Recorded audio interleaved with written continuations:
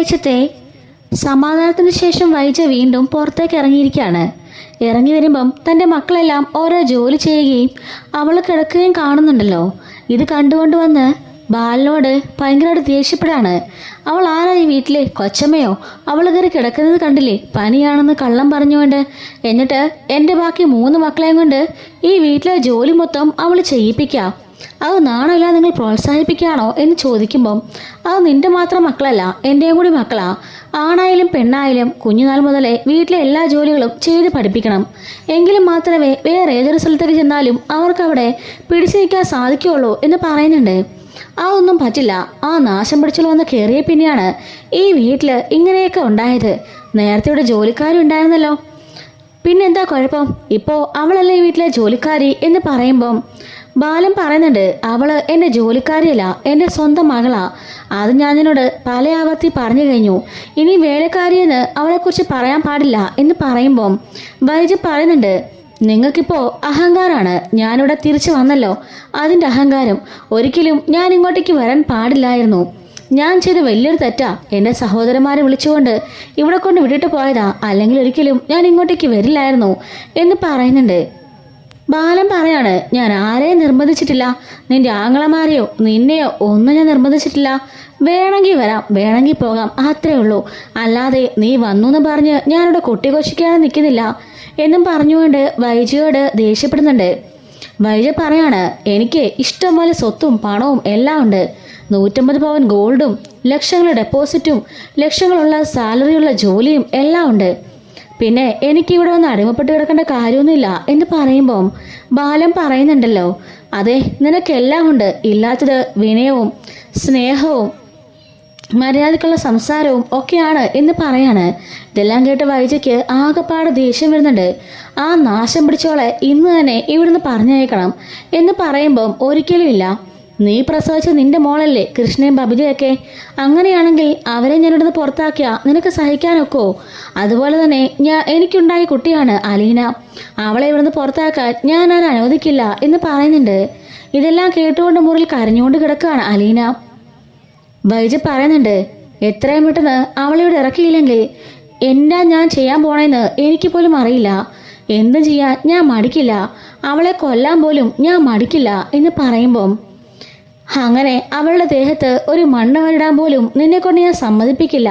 പിന്നെയല്ലേ അവളെ കൊല്ലാനായിട്ട്? അവളെ തൊടാൻ പോലും നിന്നെ അനുവദിക്കില്ലടി. മര്യാദയ്ക്ക് കയറി പോടി അഹങ്കാരി എന്നും പറഞ്ഞുകൊണ്ട് ദേഷ്യപ്പെടുന്നുണ്ട്. എന്നിട്ട് അകത്തേക്ക് കയറിപ്പോവാണ്. ഈ സമയത്ത് ഇതെല്ലാം കേട്ടുകൊണ്ട് കരഞ്ഞുകൊണ്ട് അവിടെ കിടക്കായിരിക്കും അലീന.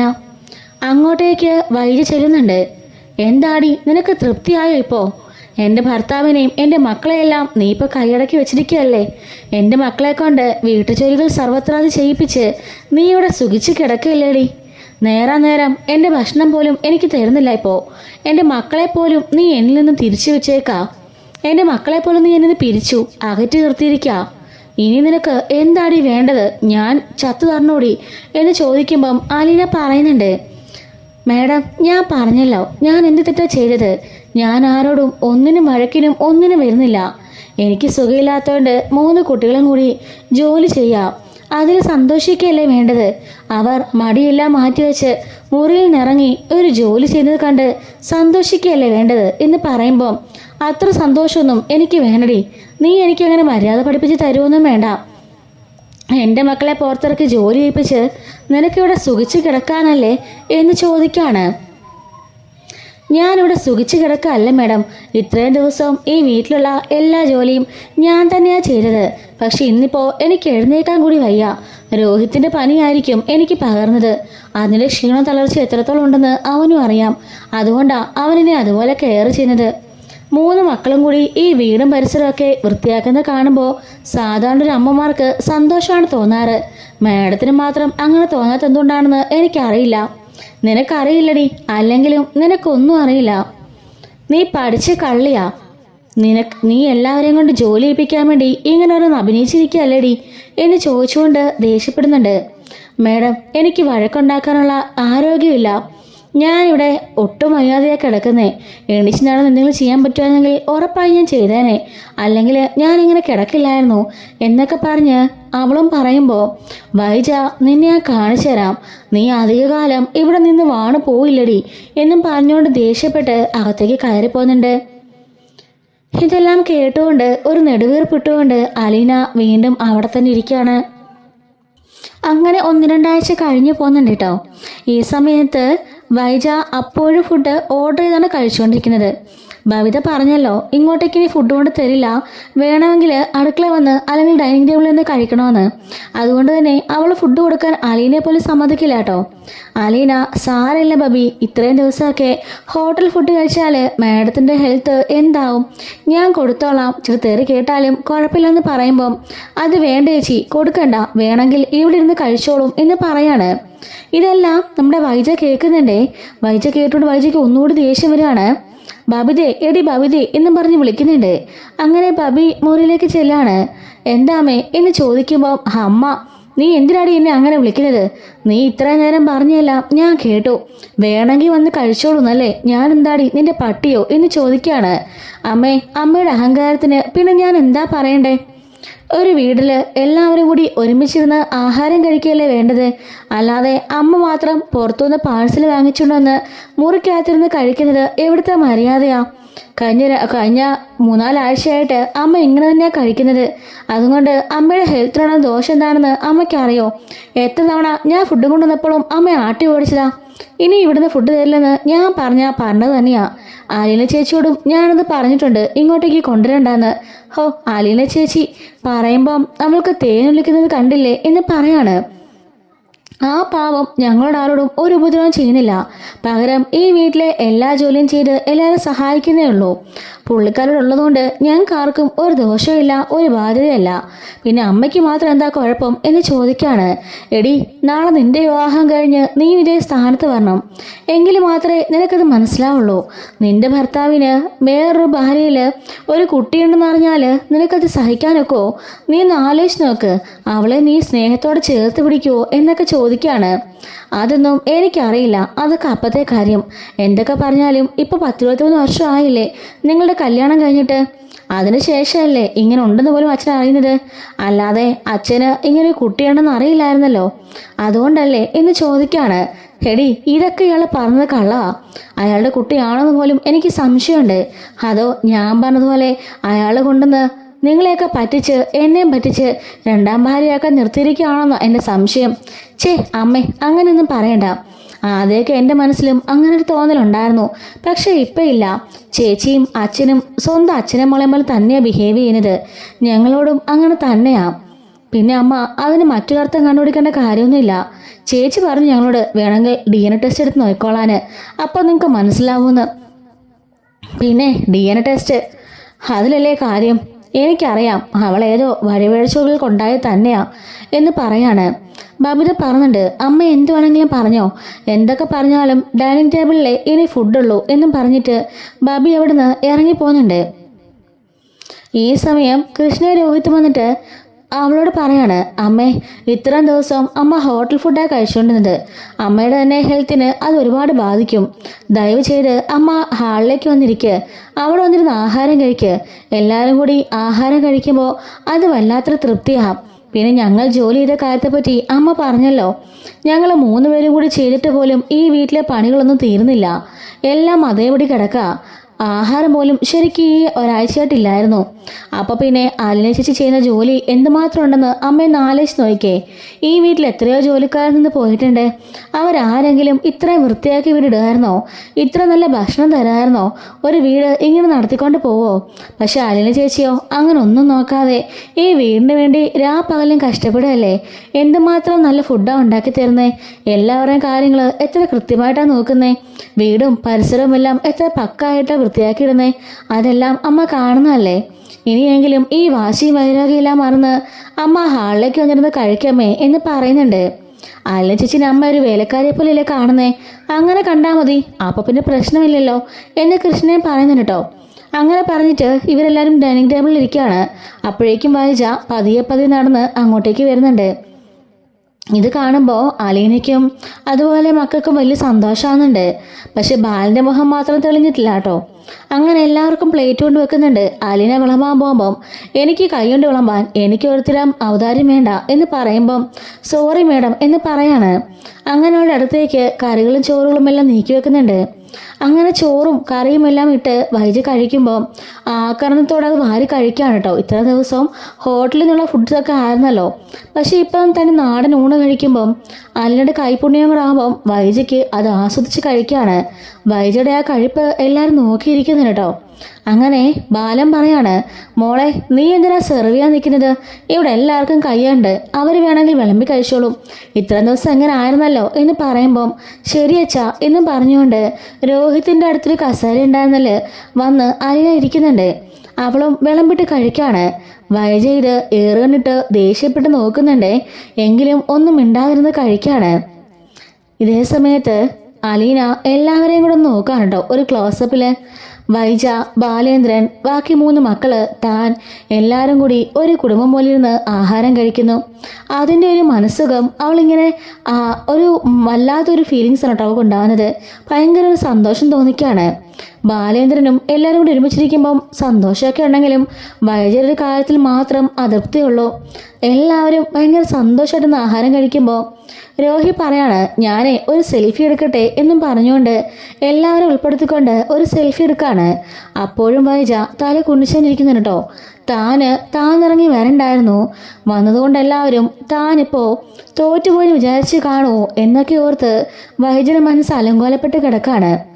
അങ്ങനെ വൈജ കയ്യും കഴുകി അവിടുന്ന് എഴുന്നേറ്റ് പോകുന്നുണ്ടേ.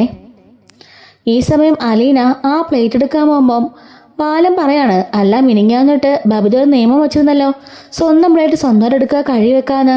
പിന്നെ നീ എന്തിനാ അവളുടെ പ്ലേറ്റ് എടുക്കുന്നത് എന്ന് ചോദിക്കുമ്പം അത് സാരല്ലച്ചാ, ആയിടത്തിന് സുഖയില്ലാതിരിക്കല്ലേ, ഞാൻ എടുത്തോളാം എന്നും പറഞ്ഞുകൊണ്ട് ആ പ്ലേറ്റും കൊണ്ട് പോവാണേ. ഇത് തിരിഞ്ഞെന്ന് വൈജ കേട്ടുകൊണ്ട് വല്ലാണ്ട് ദേഷ്യപ്പെട്ട് നിൽക്കുകയാണ്.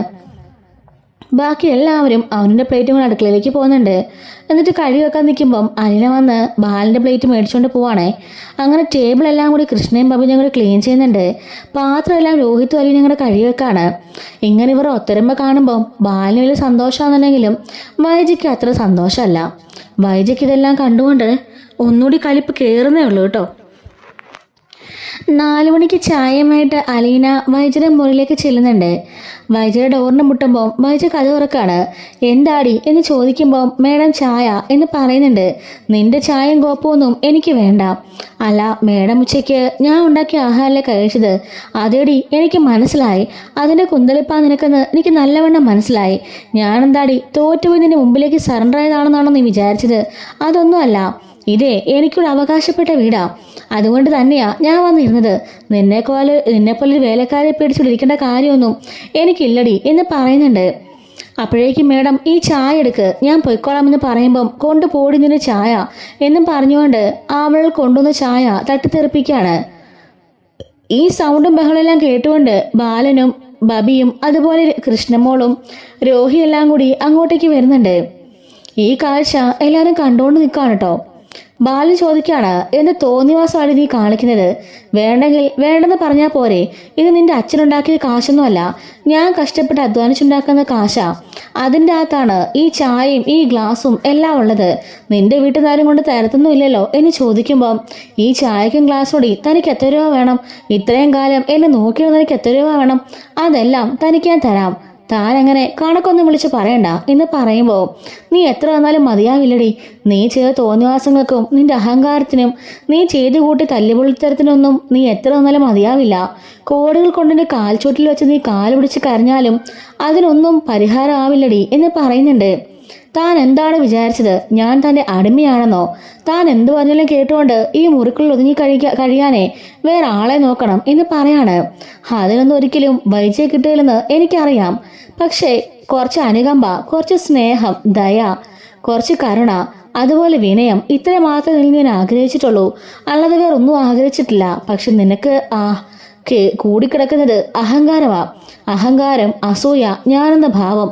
വൈജി എന്നാൽ വലിയ സംഭവമാണെന്നുള്ള വിചാരം, ഇതൊക്കെയാണ് നിന്റെ മനസ്സിലുള്ളത്, അല്ലാതെ വേറൊന്നും അല്ല എന്ന് പറയാണേ. എന്നിട്ട് ആലിയയുടെ നേരെ കൈ ചൂണ്ടിക്കൊണ്ട് പറയുന്നുണ്ട്, നീ ഒറ്റയുർത്തിയാടി ഇതിനെല്ലാം കാരണക്കാരി, പിഴച്ചവളെ, ഏതോ പിഴച്ചവളൊക്കെണ്ടായ പിഴച്ചവളാടി നീന്നും പറഞ്ഞുകൊണ്ട് അവളെ പിടിച്ചിങ്ങനെ അവളുടെ ദേഹത്തേക്ക് പിടിച്ചിങ്ങനെ തള്ളുകയാണ്. കാല് സ്ലിപ്പായി പോയി ചായയിൽ ചവിട്ടി അലീന താഴേക്ക് മറിഞ്ഞ് വീഴുന്നുണ്ട്. അലീന ചേച്ചി എന്നും പറഞ്ഞുകൊണ്ട് കൃഷ്ണമോളും ബബിതയും രോഹിയും കൂടി ഓടി വന്ന് അവളെ പിടിച്ചെഴുന്നേൽപ്പിക്കുകയാണ്.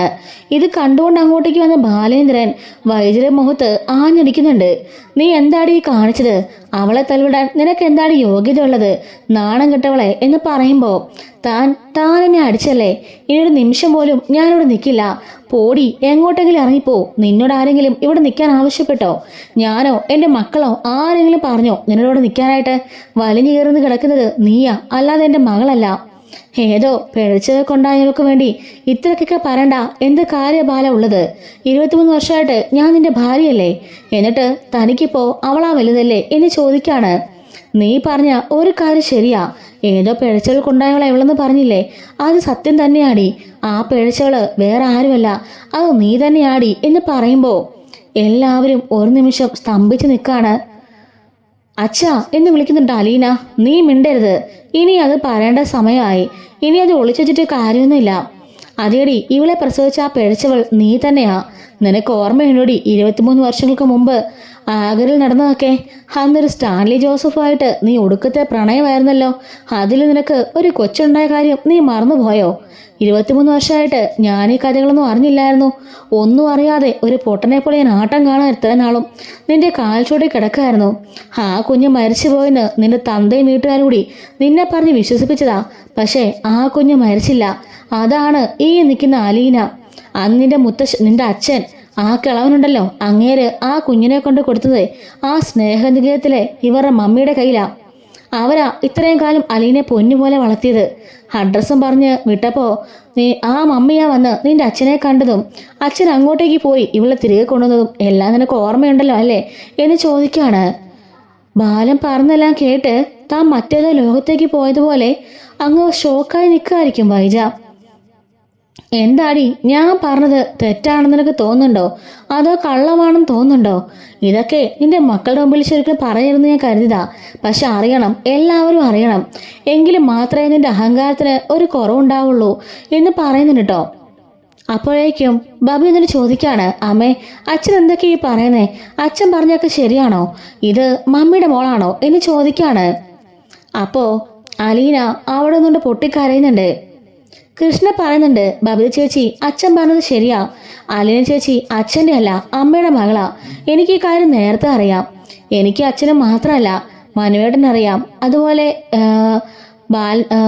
ശിവനങ്കിളിനും ഗംഗങ്ങളിനും അതുപോലെ തന്നെ രാജീവനങ്കിളിനും മുത്തശ്ശിക്കും എല്ലാവർക്കും സത്യം അറിയാം.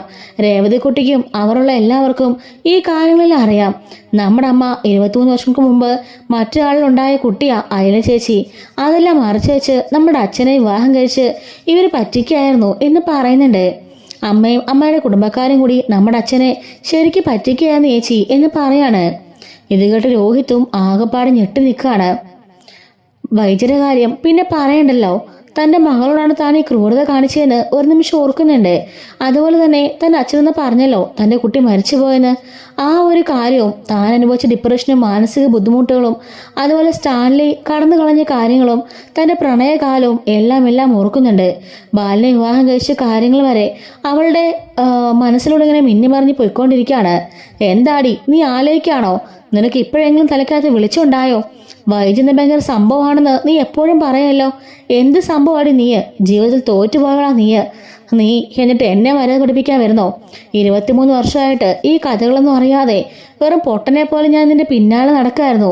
വൈജി എന്ന് പറഞ്ഞാൽ എനിക്ക് ഭയങ്കര ജീവനായിരുന്നു.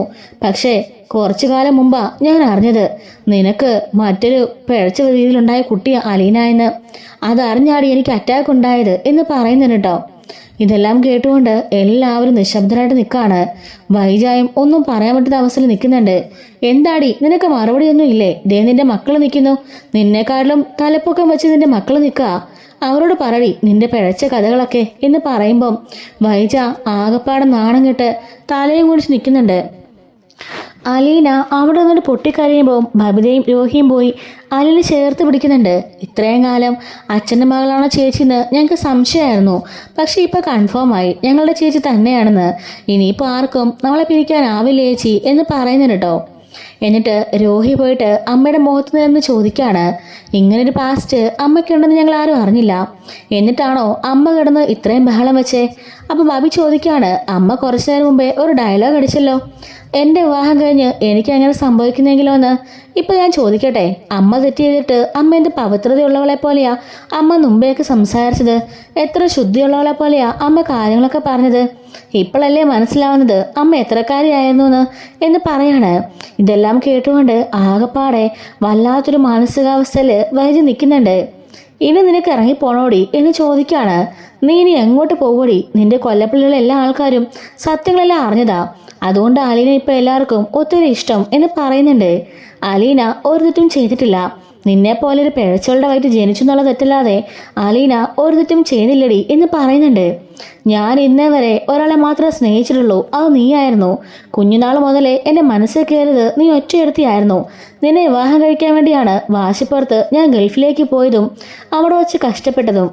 ആ സമയം നീ ആഗ്രയിൽ കിടന്ന് അഴിഞ്ഞേടി നടക്കല്ലായിരുന്നോ? ഇതൊന്നും ഞാൻ അറിഞ്ഞില്ല. തിരികെ വന്നപ്പോൾ നിന്റെ ആങ്ങളമാരും അച്ഛനും കൂടി സ്നേഹത്തോടെ എന്നെ വിളിച്ചു കയറ്റി നിന്നെ കിട്ടിച്ചു തന്നു. അത് എൻ്റെ കാശ് കണ്ടാണെന്നാണ് ഞാൻ കരുതിയത്. പക്ഷേ പിന്നീട് എനിക്ക് മനസ്സിലായത് നിന്നെ കൊണ്ടായ ആ ഒരു പിഴച്ച സംഭവം ആരും അറിയാതിരിക്കാൻ വേണ്ടി നിന്റെ അച്ഛനും ആങ്ങളമാരും കൂടി ചെയ്ത പണിയാണെന്ന്. എന്തായാലും ആങ്ങളമാർക്കിട്ടൊക്കെ ഞാൻ ശരിക്കും പറഞ്ഞിട്ടുണ്ട്. എല്ലാവർക്കും ശരിക്കും മനസ്സിലായിട്ടുണ്ട്. പൊന്നുപങ്ങളുടെ വിശേഷം നാട് മൊത്തം അറിയാതിരിക്കാൻ വേണ്ടി എൻ്റെ കാലുവരെ പിടിച്ചു എന്ന് പറയാൻ കേട്ടോ. അങ്ങനെ എല്ലാ അർത്ഥത്തിലും വൈദ്യുതി തകർന്ന് തരിപ്പണമായിട്ട് മുറിയിലേക്ക് കയറി പോകുന്നുണ്ട്. എന്നിട്ട് കതക് ഡോർ ലോക്ക് ചെയ്യാണ്. ഈ സമയത്ത് ബബിയും രോഹിയും വന്നിട്ട് പറയാണ്, അച്ഛാ സംഭവിച്ചില്ല, സംഭവിച്ചു പോയി. ഇത്രയും കാലമായില്ലേ, അച്ഛനമ്മയോട് ക്ഷമിച്ചൂടെ എന്ന് ചോദിക്കുമ്പോൾ, ഇല്ലടാ അങ്ങനെയൊന്നും അച്ഛന് ക്ഷമിക്കാനാവില്ല. കുറേ കാലം കൊണ്ട് എന്നെ എല്ലാം കൂടെ പറ്റിക്കല്ലായിരുന്നോ? ഇവളുടെ അടിമയായിട്ടല്ലേ ഞാൻ ഇവിടെ കിടന്നത്. നിങ്ങളത് ഓർക്കുന്നില്ലേ? വൈദ്യുതി വരവരച്ച ഞാൻ അതിൻ്റെ അപ്പുറത്തേക്ക് പോയില്ലായിരുന്നല്ലോ. എന്നിട്ട് അവൾ എന്നോട് ഈ ചതി ചെയ്തില്ലേ? എനിക്കൊരു കുഞ്ഞുണ്ടായിട്ടുണ്ട് എന്ന് ഒരു തവണയെങ്കിലും ഇവളെന്നോട് പറഞ്ഞിട്ടുണ്ടോ? എന്നോട് പറഞ്ഞ് വിവാഹം കഴിക്കുകയാണെങ്കിൽ തീർച്ചയായും ഞാൻ അവളെ സ്വീകരിച്ചേനെ. അത്രയ്ക്ക് ഇഷ്ടമായിരുന്നു എനിക്ക് വൈചേനെ. എന്നിട്ട് എല്ലാവരും കൂടി അവസാനം എന്നെ ഒരു പൊട്ടനാക്കല്ലായിരുന്നോ എന്ന് ചോദിക്കുകയാണ്. അലീന വന്നിട്ട്, അച്ഛാ ഞാൻ കാരണം നിങ്ങൾ ഒരിക്കലും വേർപിരിയരുത്. അതെനിക്ക് സഹിക്കാനാവില്ല. അങ്ങനെയാണെങ്കിൽ ഈ ഭൂമിയിൽ ഈ അലീന ഉണ്ടാവില്ല. അച്ഛനും അമ്മയും സന്തോഷത്തോടെ ഒരുപാട് കാലം ജീവിക്കണം. അത് മാത്രമുള്ള എൻ്റെ ആഗ്രഹം. അമ്മേനെ ഒരു നോക്കി കാണാനായിട്ടാണ് ഞാൻ ഇങ്ങോട്ടേക്ക് വന്നത്. പക്ഷേ അത് ഇത്രയ്ക്കും വലിയ പ്രശ്നങ്ങളിലേക്ക് എത്തുമെന്ന് ഒരിക്കലും ഞാൻ തിരിച്ചറിഞ്ഞില്ല അച്ഛാ എന്നൊക്കെ പറഞ്ഞുകൊണ്ട് കരയാണ് കേട്ടോ. ഇതുപോലെ സ്റ്റോറീസൊക്കെ നമ്മുടെ ചാനലിലൂടെ എല്ലാ ദിവസവും അപ്ലോഡ് ചെയ്യുന്നുണ്ട് കേട്ടോ. വ്യൂസ് തീരെ കുറവാണ്. എല്ലാവരും ഒന്ന് ചാനൽ കണ്ട് ഹൈപ്പ് ചെയ്ത് ലൈക്ക് ചെയ്ത് സബ്സ്ക്രൈബ് ചെയ്ത് സപ്പോർട്ട് ചെയ്യണേ. Thanks for watching.